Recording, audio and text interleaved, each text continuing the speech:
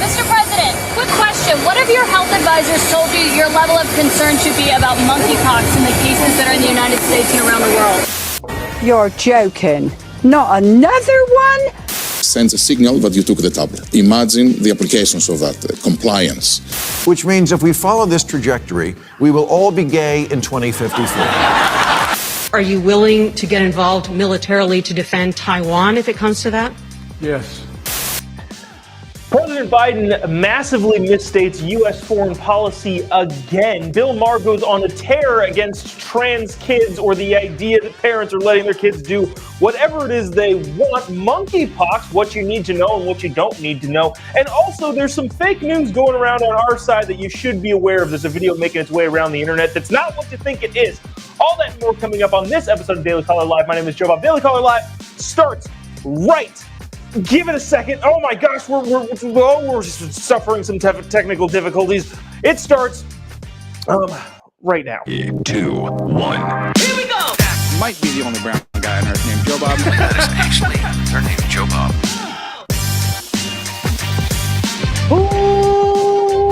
Live from the dingy bunker, completely cut off from the outside world, except for you fine folks. My name is Jobob. This is Daily Caller Live. Thanks so much for tuning in today. On today, it is Monday, May 23rd, the year of our Lord 2022. New you in 22. Get it started soon-ish. Joe Biden went to Asia. He's in Asia now. I think it's like a 4-day trip. Misstated some U.S. foreign policy again. We've had problems with him saying the wrong thing in the past. Not talking about bumbling and kind of, whatever, but misstating military U.S. foreign policy. He's doing it again.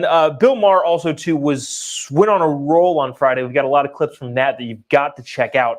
And then the monkeypox thing, which is a whole different thing. I want to get to this first because I think this is actually pretty dang important. President Biden, again, like we mentioned, is in Asia. This was from this is Korea or Japan. I'm not entirely sure where he is right here, but this was last night. President Biden misstated U.S. foreign military policy again, and I feel like this is a big deal that he continues to do this, especially now on the world stage. He did this last in a town hall with Anderson Cooper. Anderson Cooper said, hey, what are we going to do if China invades Taiwan? Joe Biden said, well, we're going to engage militarily. That is not the U.S. specific policy when it comes to military engagement with China in Taiwan. He misstates it again here. I'm going to have you watch this video, and then we're going to explain why it freaking matters a lot. The president, again, getting things wrong, not in the bumbly, but in literally, this is a big deal on on a global stage with everybody watching. Watch this. You didn't want to get involved in the Ukraine conflict militarily for obvious reasons. Are you willing to get involved militarily to defend Taiwan if it comes to that? Yes. You are. Whoa. That's the commitment we made. We are not, look, here's the situation. We agree with a one China policy. We signed on to it and all the attendant agreements made from there. But the idea that it can be taken by force, is just not appropriate. It will dislocate the entire region and be another action similar to what happened in Ukraine. And so it's a burden that is even stronger. Okay, couple caveats, and I want to explain what is happening here because it's important to understand what the U.S. policy actually is. In regards to China and their inevitable, probably, unfortunately, invasion of Taiwan, the U.S. policy around that is strategic ambiguity. We're not saying that we're going to defend Taiwan. We're not saying that we won't. The idea has become ambiguous in our decision whether or not we're going to actually go to war with China if they invade Taiwan. There's several reasons for that we won't get into right now, but that is the stated U.S. foreign policy. Now, when Joe Biden did this at a town hall with Anderson Cooper a couple months ago, Anderson Cooper was a double take. Like, hold up, are you changing foreign policy? And then they moved on. They stopped talking about the question, just like they did here. The White House then immediately after that press conference, that town hall back in like November or October or maybe even December of last year, walked it back immediately. Now, this seemed to be a question that caught Joe Biden off guard. They said, the reporter asked, are you going to come to Taiwan's defense? And he kind of said, yes. I think he might have caught himself from watching that video. I think he may have caught himself in, wait a minute, that was the wrong answer. Then he went back to the one China policy thing and kind of got bumbled up in what we actually think. Now, the caveat here is, and we need to be upfront and honest about it, the President of the United States does actually set foreign policy. So in reality, he could change foreign policy on a whim. But that didn't seem like what this was right now. Again, U.S. foreign policy is strategic ambiguity, not that we're going to defend China or defend Taiwan, which is what Joe Biden said. Again, this is dangerous, and I don't want to get people all riled up, especially on a Monday, but this is important and seemingly dangerous because it happened again at a global event. The president is in Asia.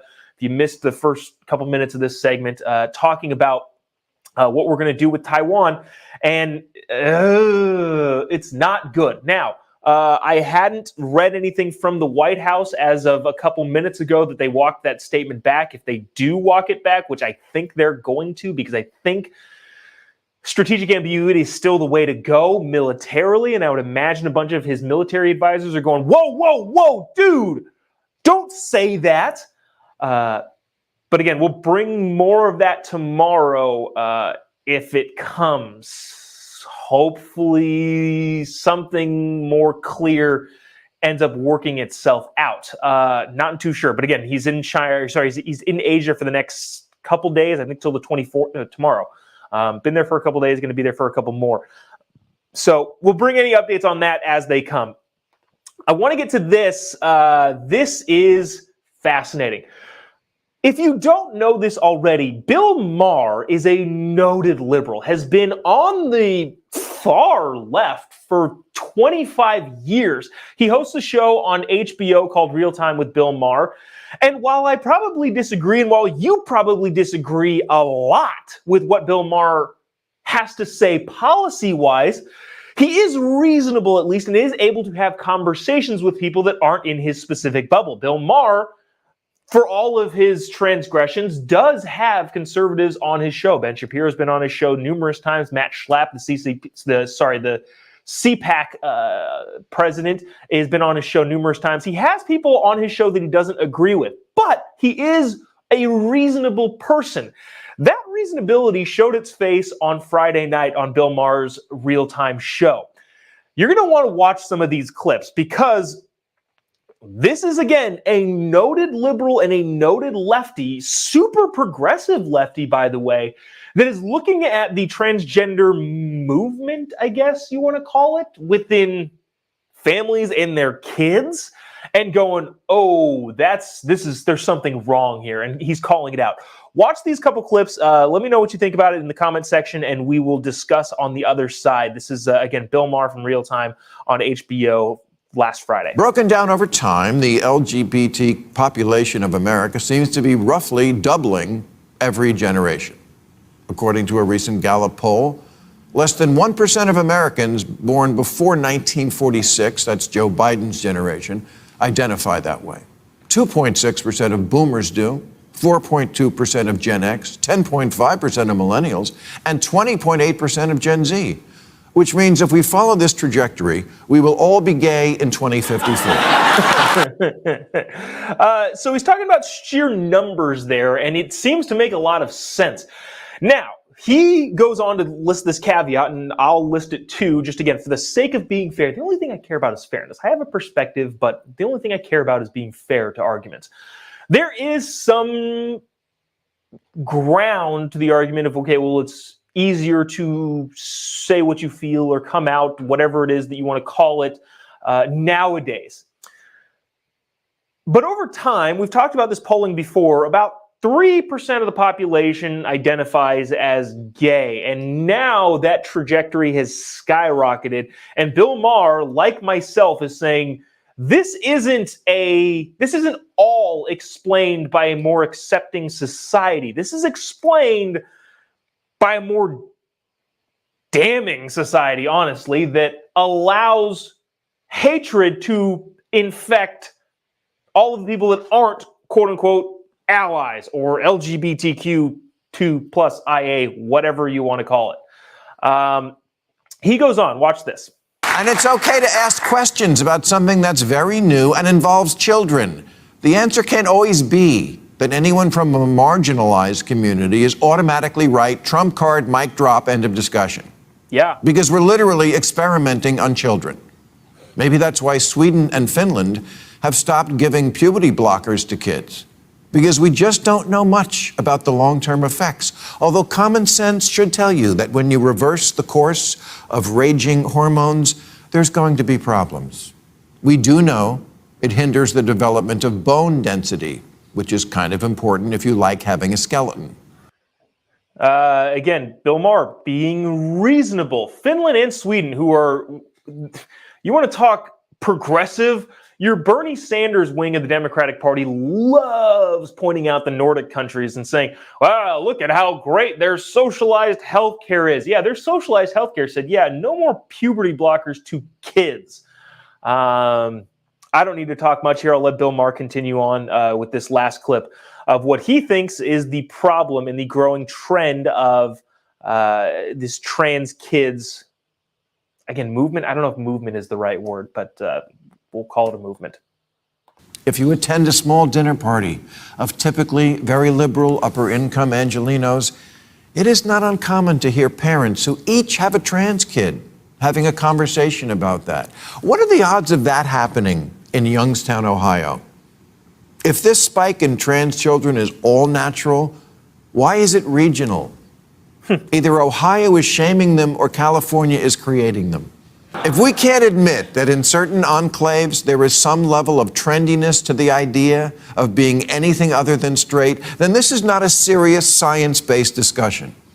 It's a blow being struck in the culture wars using children as cannon fodder. Yeah, can't really argue with him there. Again, the issue being that there is some level of a more accepting society being able to say what you want, how you feel, all that sort of stuff. And he said that he agrees with that. That's a good thing in his mind. But there's something going on culturally to where the online media culture that kids are growing up in are telling them, hey, counterculture is this. And counterculture has always been a thing. Kids have always rebelled in some way, shape, or form. I did it. You did it. Literally every angsty teenager did it. But when it comes to that angst and that rebellion causing long-term ramifications via puberty blockers and reconstructive surgery, that's when reasonable people have a problem, such as Bill Maher. So there's that. We'll leave that there. I want to get to this. This is actually very, I think, super important from what goes around the internet right now. Now, this is something that I feel like everybody on our side should be aware of. Aware of? Aware of. Take two. This is something that I think everybody on our side should be aware of. This video has been making its way around the internet, and it's not what you think. Currently, right now, the World Economic Forum is going on in Davos, or at least was going on either the next day or two or last week. I don't know when it was. But the Economic Forum holds its place in Davos. A bunch of your super, super rich people, a bunch of your well-connected people, a bunch of your politicians, a bunch of your world leaders all go to Davos to talk at the World Economic Forum. This video that I'm about to show you is making the rounds on Twitter. It's the Pfizer CEO talking about a pill that transmits an electronic pulse or something that tells the doctor that you've actually taken the pill. I'm going to play it and then explain what's going on here because, again, this is making its way all around Twitter, all around Instagram, all of that sort of stuff. It's not what you think. Watch this, and then we'll discuss on the other side. Again, I think this is pretty important for all of us to be aware of. It is basically biological chip that it is in the tablet. And once you take the tablet and dissolves into your stomach, sends a signal that you took the tablet. So imagine the applications of that, compliance. The insurance companies to know that the medicines that patients should take, they do take them. It is fascinating what happens in this field. All right, so that was, in fact, the CEO of Pfizer. That was the World Economic Forum that he was talking about. And he was talking about a chip that sends an electric pulse to the healthcare provider that says that you took the actual pill. What it wasn't was current. That clip was from 2018, in which someone in the audience was asking a question. I tried to pull down the longer clip, but it was a big old thing. Basically, the guy was asking a question. Hey, all of this technology, all of this science, all of this medical improvement doesn't help if people don't actually take the medicine that they're being prescribed. Talking about people that have severe diseases in the hospital. People don't take their meds in the hospital. And again, this is not like not taking the jab because you have a 0.0% chance of dying from COVID. That's not this, but people are attributing to this. That's not what they were talking about here. They were talking about, in a hospital setting, how do we make sure people are actually taking their medicine, or at least that we know that they are or are not. That's what he was talking about. Now, the flip side of that is, yeah, this is actually a thing and could be pretty dang scary if used in the wrong way. But the main point I want to get here is this was not a recent clip. And a lot of people that I know and a lot of people that I like and respect were sharing this clip, and myself included too, by the way. Just so you know, I tweeted this out when I first saw it. I was like, holy cow, this is nuts. And again, it still is nuts, but it didn't happen recently and it wasn't regarding COVID vaccines or anything else of that nature. It was simply regarding tablets taken by people in a hospital setting 4 years ago. Cool? We good? We're all good on that. Just don't want to make sure that you're all not sharing stuff that isn't true. Dang, we can go on to this whole idea of private companies and censorship, and we just have to work through as a society. You know what? Really quickly, stuff like this is something that we all need to be able to work through as a society. When clips like this make the rounds on the internet and when deep fakes become a thing, we're all going to need to be better at recognizing it and understanding what it is and not pushing fake news, essentially. Lastly, I want to get to this. This is the least serious thing. Monkeypox. Anybody heard of the monkeypox? That's the new trend in health spurting around the world. Here's everything you actually need to know about monkeypox from some reputable medical professionals. Now, before I get to that stuff, I want to play a clip of Joe Biden getting off a plane, I believe in Korea, and asked about monkeypox by a reporter. And what he said is classic Joe Biden, classic fear-mongering stuff. And then we'll get to what you should actually be looking for if this thing were to be a thing. Watch this. Mr. President, quick question. What have your health advisors told you your level of concern should be about monkeypox in the cases that are in the United States and around the world? Well, they haven't told me the level of exposure yet, but it is something that everybody should be concerned about. We're working on it hard, figure out what we do and what vaccine, if any, may be available for it. But it is a concern in the sense that if it were to spread, it's consequential. That's all they've told me. That's the president being asked about monkeypox, saying everyone should be concerned. But it's something that everybody should be concerned about. Dude, okay, so here we go. If this, and it's not, by the way, it's not. If monkeypox were to be this big, massive thing, the problem that we're all going to see come to fruition is the boy who cried wolf syndrome that the CDC, the FDA, the NIH, all of your big government medical departments. All of the lying that they did to us throughout the last 2 years is going to be a big problem when it comes to their credibility if something big does actually happen again.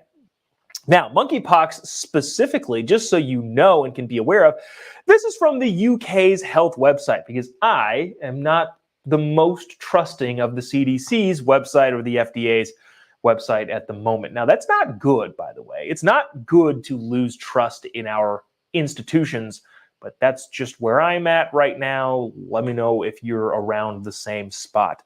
Monkeypox, according to the UK's health website, is a rare infection that's mainly spread by wild animals in parts of West or Central Africa. Now, it has been detected in some humans, I think like a handful of them in the UK. There was a first case in the United States over the weekend. But check this out. This is, again, from the UK's health website. How do you get monkeypox? Monkeypox can be caught from an infected wild animal in parts of West... Yeah, we talked about that. It's also known to be spread through rodents such as rats, mice, or squirrels. Okay, I think I'm good, at least for that section of it. I'm not going to be touching rodents, rats, mice, squirrels, or head to Central or West Africa anytime soon. So there's that. You can catch monkeypox from an infected animal if you're bitten or touch its blood, bodily fluids, spots, blisters, or scabs. Okay, check that box also. I will not be touching the blood or sharing bodily fluids with an infected animal at this point. So, okay, I think we're good. So far, monkeypox can be spread through touching cloth, bedding, or towels used by someone with the monkeypox rash. Okay, still good. Again, COVID, very, very easily spreadable, especially the Omicron variant or whatever the new variant is now. Very, very spreadable. You're gonna get it. That seems to be settled science at this point. You're going to get the COVID, but thankfully it's not nearly as bad as it was. Just seems to be the case. But fortunately, these things seem to be, you can also get it by touching monkeypox skin blisters or scabs. Yeah, things that I will not be doing. Just so you know, I'm checking all of these boxes as I'm going to be safe from monkeypox, and you will be safe from monkeypox so long as you don't share the body fluids or touch the scabs. I guess if you're a scab licker and you like licking people's scabs, don't do that because monkeypox is out there and you may get it. But other than that, you're going to be fine. Coughs and sneezes of a person with the monkeypox rash can also get you infected. So nothing really to be worried about here with the monkeypox. Let me see. Those with the I can't. Jerusha says those with smallpox vaccines are 85% covered from monkeypox. I don't know that to be true. I'm just reading a comment, which probably is not the best journalistic approach here. I'm just reading comments as they come in. But you know, if that is true, maybe we'll fact check that and see. I don't know. See if that helps. But anyways, yeah, you're going to be fine. Bottom line is you're going to be fine. When Joe Biden says it's something everybody should worry about, yeah, don't listen to him. He has no idea what he's talking about most of the time. So, yeah, there's that. Let's see. That's going to wrap it up for us today. That's that. We'll leave all of that stuff there. Appreciate you tuning in, sticking around, making some time out of your day. Those of you who watch the entire show, I really, really appreciate you doing that. Love all of the love all you that submit comments and all that sort of stuff. If you haven't already, give me a follow on any of your social media accounts. I'm using Twitter a lot more now. I didn't used to. If you haven't followed me on Twitter, just go type in Jobob. You'll find me. I'm not that hard. There's not really many other Jobobs out there. Yeah, I'm the one with the picture. Oh yeah, my header is like me, Candace Owens, Brandon Tatum, Isabel Brown, all hanging out. So you can find me on Twitter. Just type in Jobob. Type in Jobob pretty much anywhere, wherever you watch this. If you're watching on Facebook, yeah, you can find me. We'll have conversations. I answer pretty much all of my messages. If I haven't answered your message, I'm sorry. But yeah, that's where you can find me, get a hold of me, send me stories, all that sort of stuff. If Joe Biden says anything ridiculous while in Asia, either today or tomorrow or this morning or yesterday morning, whatever the time difference is there, we'll bring it to you tomorrow. We'll be at the same time, same place at the Dingy Bunker. I'm going to be any show announcements that I gotta take up. I'm going to be in Phoenix today, but I don't know if we're airing that live. Anyways, you can find me on social media and any of the other media appearances I do. We can gather together there. But that's going to do it for us today. Appreciate all you sticking around. We will see you tomorrow, same time, same place. God bless America.